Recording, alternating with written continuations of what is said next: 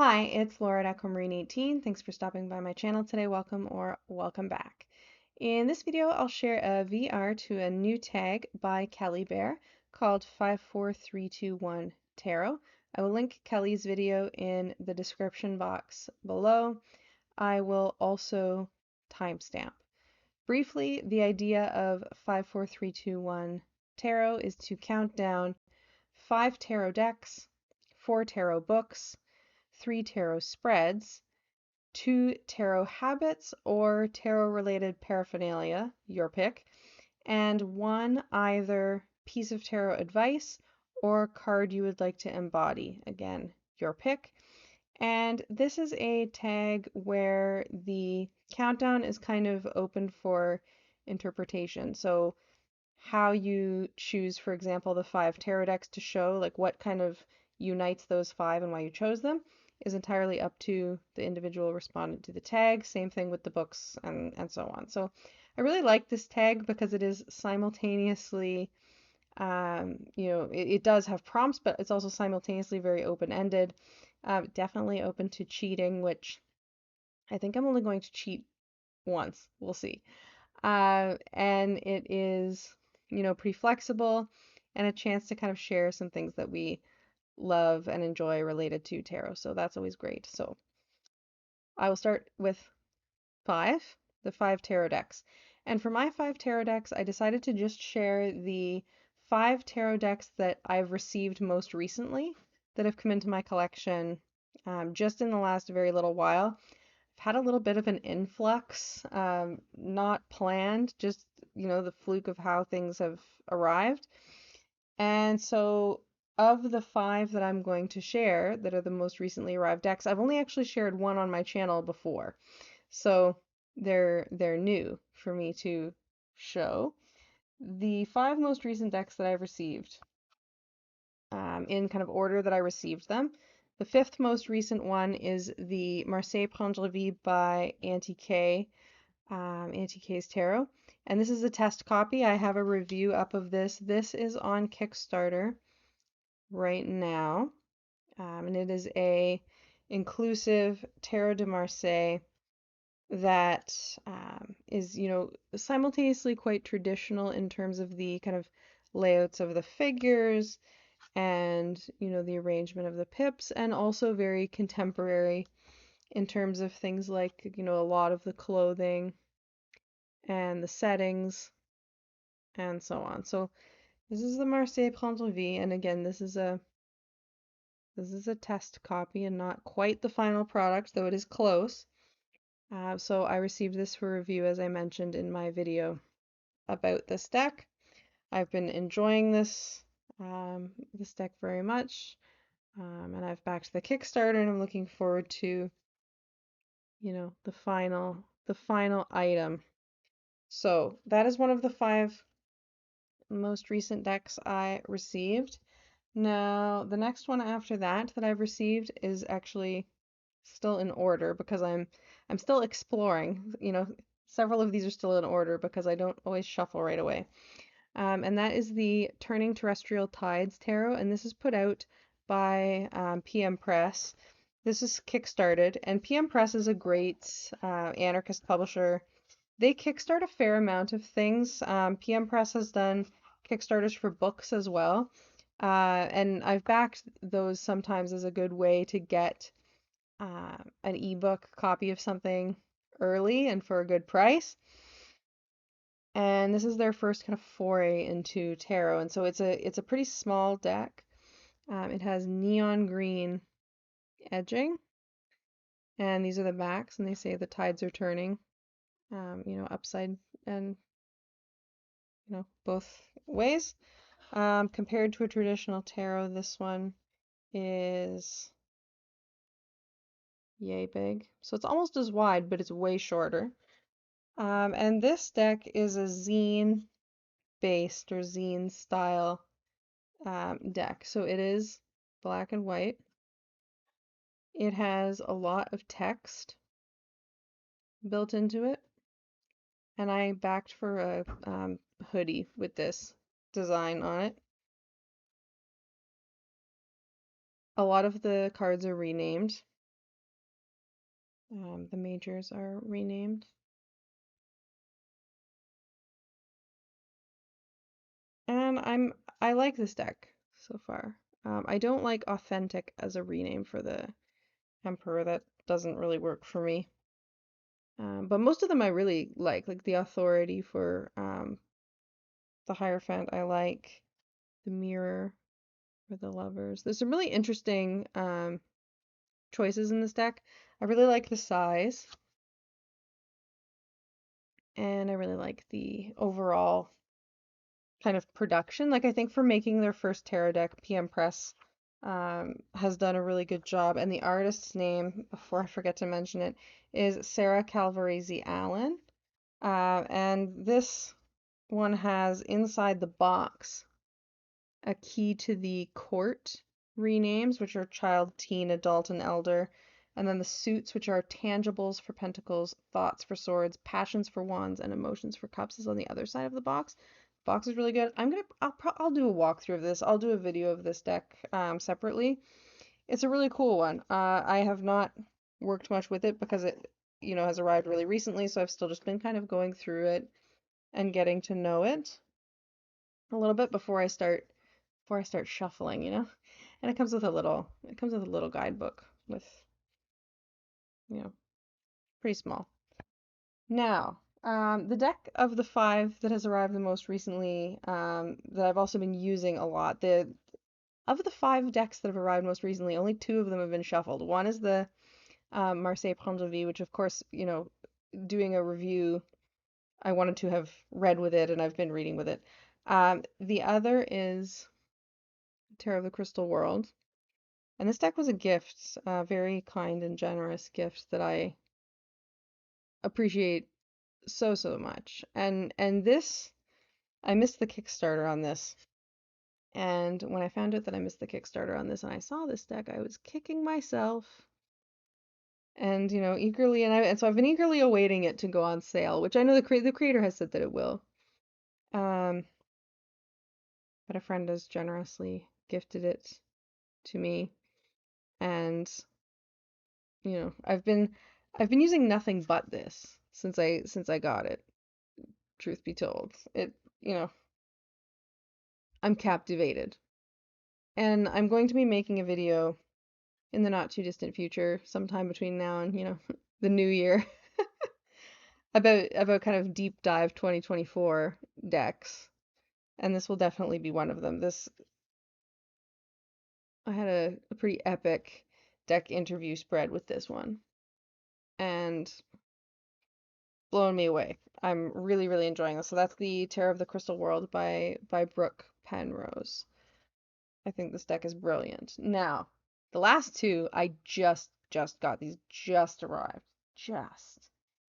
And it's my friend. I said I was only going to cheat once.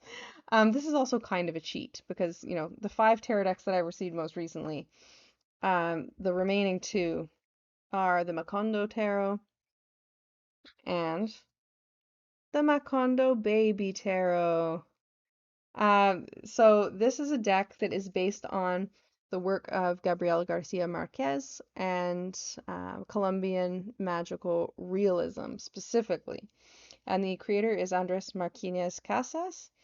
And this is a deck I backed on Kickstarter. And this is the slowest unboxing that I have ever done. I'm still gradually unpacking my, some of the items that came with this deck. And I'm just going to show you, I paid a little bit extra on the Kickstarter to get a bigger guidebook with this deck. And the mini Macondo Tarot was actually just an add-on, like it was free. So that was a little surprise.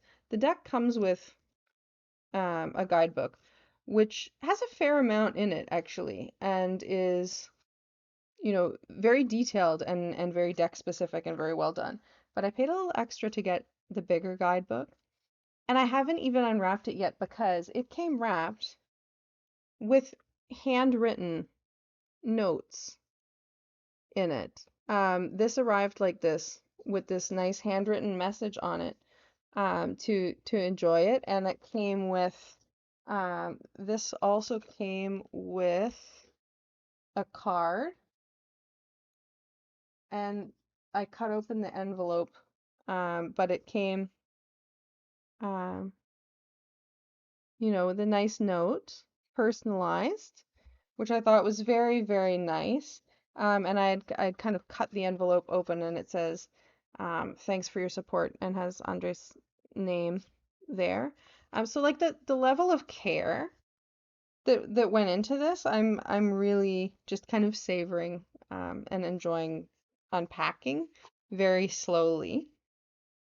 This was one of the campaigns where I changed my pledge a few times to add some extra treats. The book was one. But this is again a magical realism deck. I'll get out the cards here. Okay. The backs have a metallic foil of these fish here. The edges are plain, which I quite like. There's a lot of major renaming in this deck as well. Um, situating it in the magical realist context.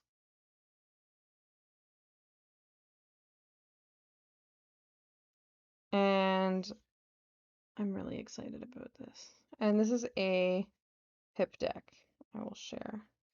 It is a pip deck. So the suits are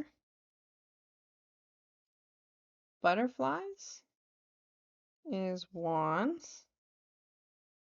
And then there is tears for water and flowers for air or swords, I think, and fish for coins. So this one is a quite unconventional one. I like this. I like this art so much. I think that this is just fantastic. And it's really nicely like the cards that like are glossy but they're really slippery. I'm excited. This is not this is not a deck review video. That will come. At least that's the plan. So that's the Macondo Tarot. And it came with a little surprise of the Macondo Mini Tarot, which was not even an add-on. This was a stretch goal, I think. A little treat. And so the Macondo Mini is so mini. It's so tiny. And it doesn't have the gold, that the large one does. But really, to do it's quite good. The art has come out well in the smaller size. It's nice and sharp, and it's so thick. The deck is so small and so thick. So I'm really excited because, you know, unrelated to tarot entirely, I recently really dramatically downsized the kind of bag that I carry every day to something that carries virtually nothing, and this will fit. And I'm quite happy. So that's the 5 decks that I received most recently. We're only at 13 minutes. I had grand plans of being efficient. I'm not there. Okay, 4 books. And for my 4 tarot books, I chose to do 4 tarot books that I recommend that are not guidebooks. Most of my favorite tarot books are deck guidebooks. So I wanted to pick out some books that I like that are not guidebooks. And here I have cheated a little bit, because one of the 4, the first one that I'm going to show, is strictly speaking not a tarot book, but it's a tarot book that I recommend. And that one is For Love of Divination by Kelly Fitzgerald, The Truth and Story here on YouTube. And this has tarot content in it, but it also has a bunch of other things as well. So this is really a reference book. This has some astrology content in it. This is the first edition. I think it's been changed a little bit. It has geomancy, which is very useful for me. It has Kelly's journey system and the journey oracle or tokens. It has reference for Ogham. It doesn't have the Forfetta, but I think the new one does. It has runes, which I know precisely 0 about, but they're there. It has playing cards. It has Kipper.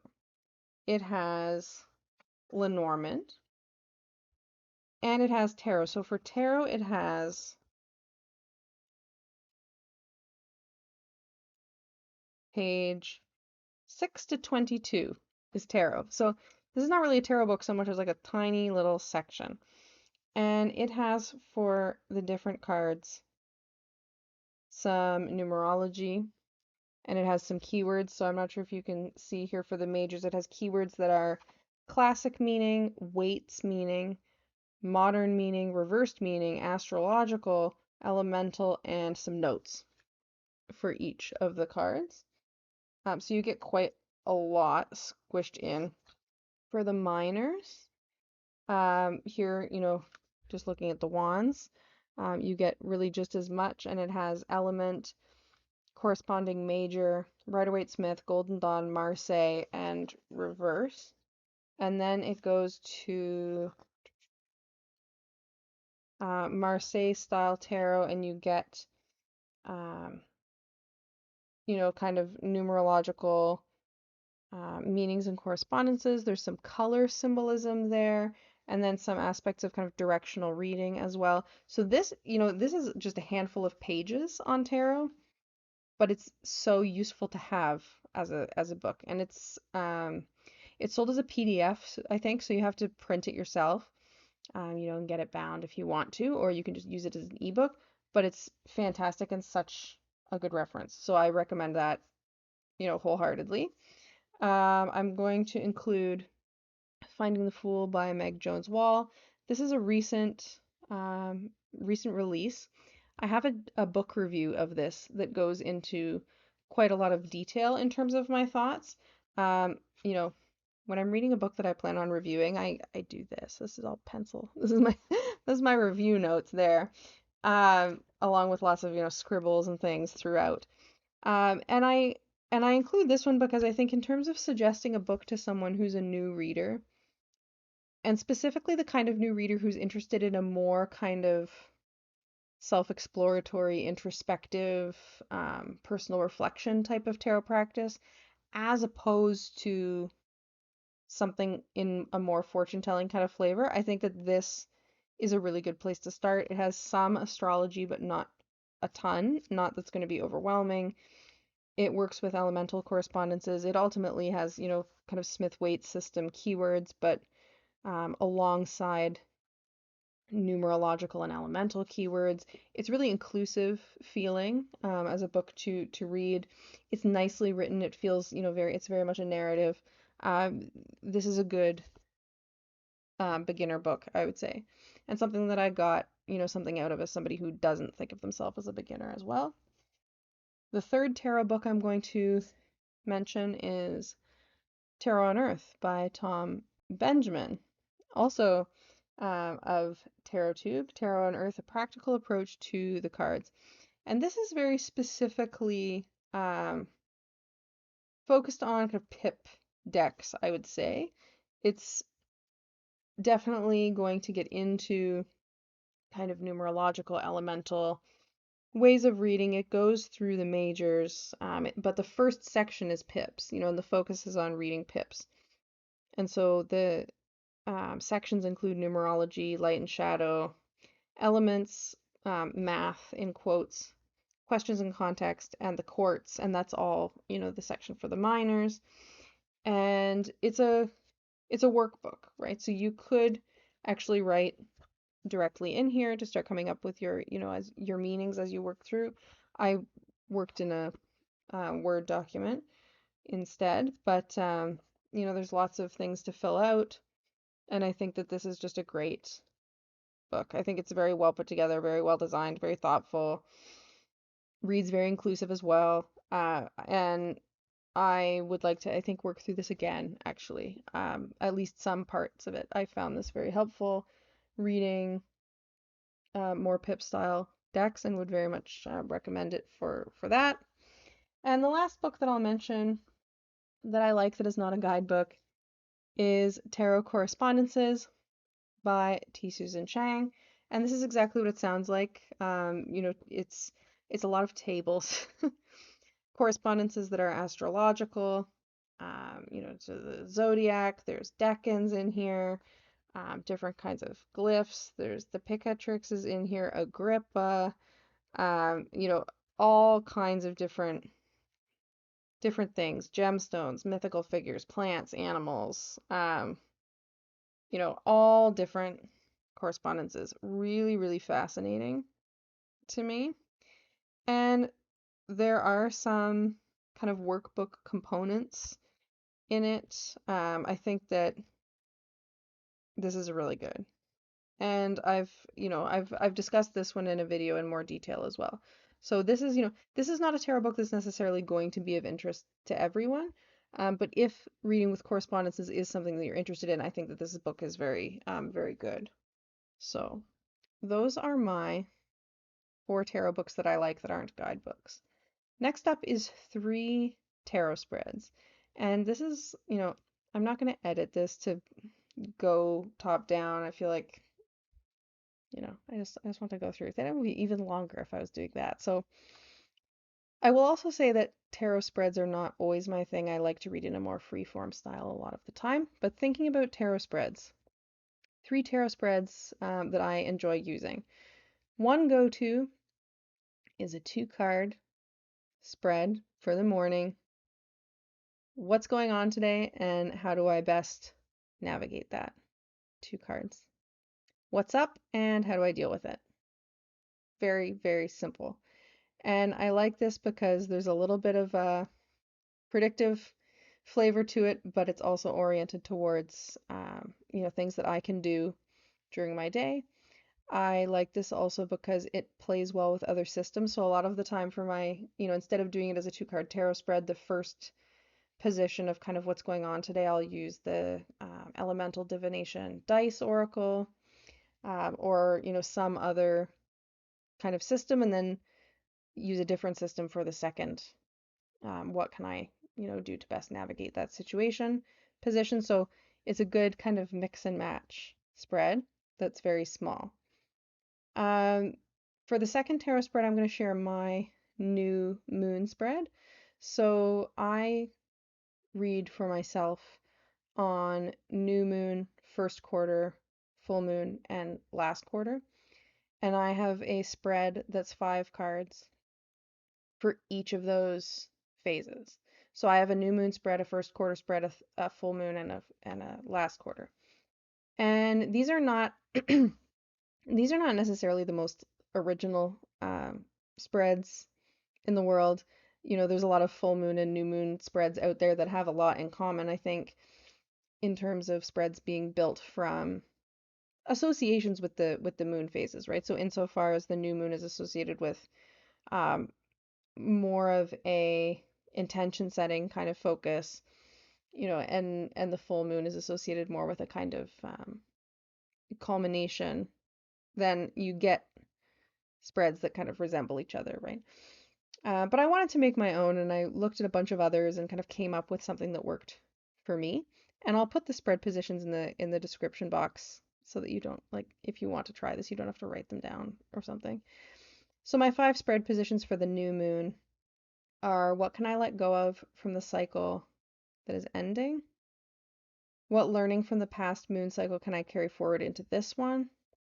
What possibilities does this new moon help me to envision? What should I be open to during this phase? And how can I best support my own plans for the upcoming lunar cycle? So how can I best, bring any intentions that I might have or visions that I might have um, into the world in the way that I want to?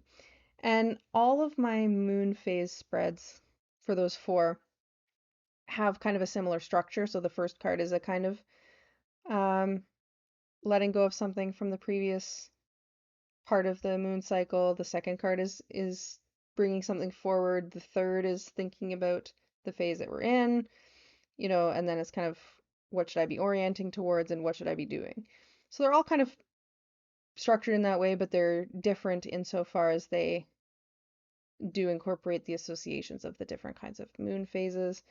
And I do take into account as well when I'm thinking about a moon reading for myself, for say a new moon, I am also thinking about the sign that that new moon is in, and so that will kind of play into things as well. Is it in a cardinal or fixed or mutable sign? Is it in a, what kind of an air sign, a water sign, and so on. Um, and so that will inevitably kind of make its way into my reading in some way or another, though it's not explicit in the spread positions in any way. And then the third spread that I like doing, is a more of a type of spread than a specific spread, I guess.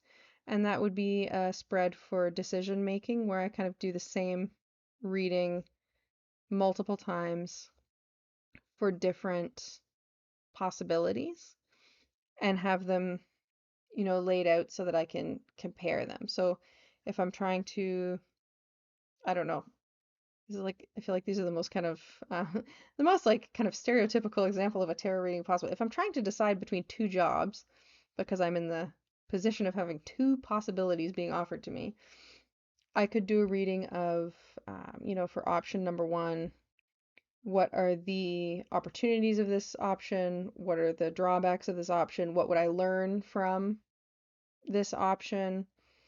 And, and then some overall advice or something. And so just a very straightforward, depending on what the decision is, coming up with a reading for each, and then reading the same reading for each option. So doing that kind of, what are the possibilities here? What are the pitfalls? What can I learn from it? And reading that same reading, shuffling and laying it out several times, and I'll put them all out together, right?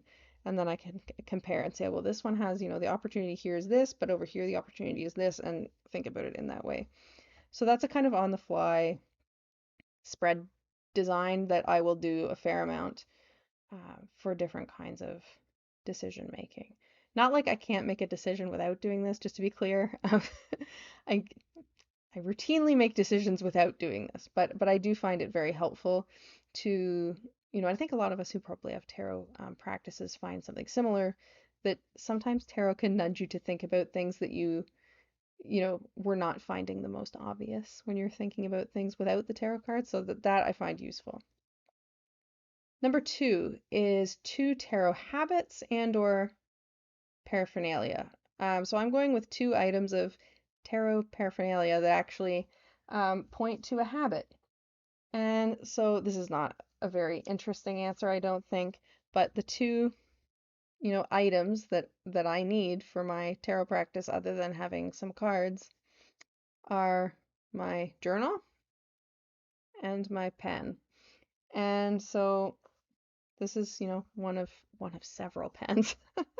This is just the one that I grabbed for this, and this is the Opus 88 Coloro pen, and this is my current journal for longer spreads, and I just, write in there. It's just a plain lined notebook, nothing particularly fancy, but very good paper. And so these are always with me, if I'm reading for myself. And this is also kind of a tarot habit in that, the reason these 2 items are so vital to me is that a habit is that I need to write down readings. I don't know if I've ever done a reading for myself that I have not written down in some way. I don't necessarily like longhand for pages and pages write out thoughts and interpretations of every single reading, but I do feel it is an important habit for me that a reading needs to be written down in some way.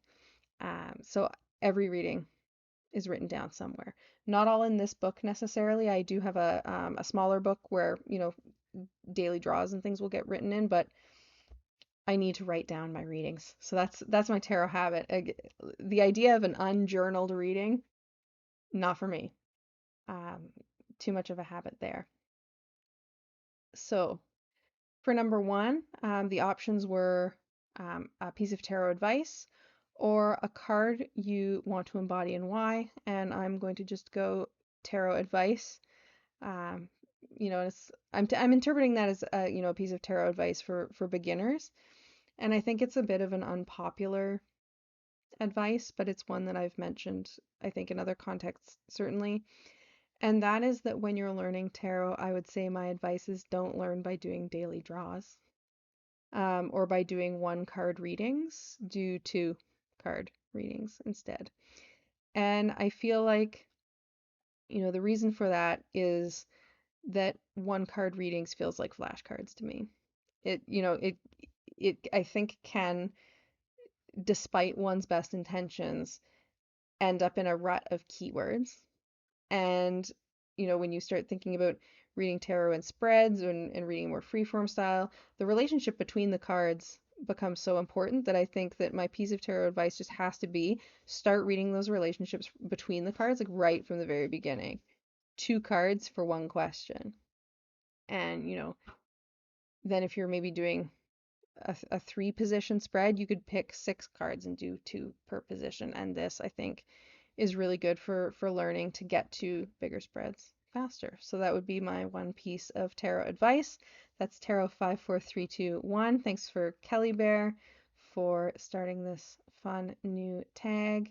And I'm looking forward to watching some VRs. I haven't watched any VRs all the way through yet. I've seen quite a few pop up in my feed, but I didn't want to be swayed in terms of how to interpret the prompts before I got a chance to film my own. So I'm looking forward to enjoying folks' VRs.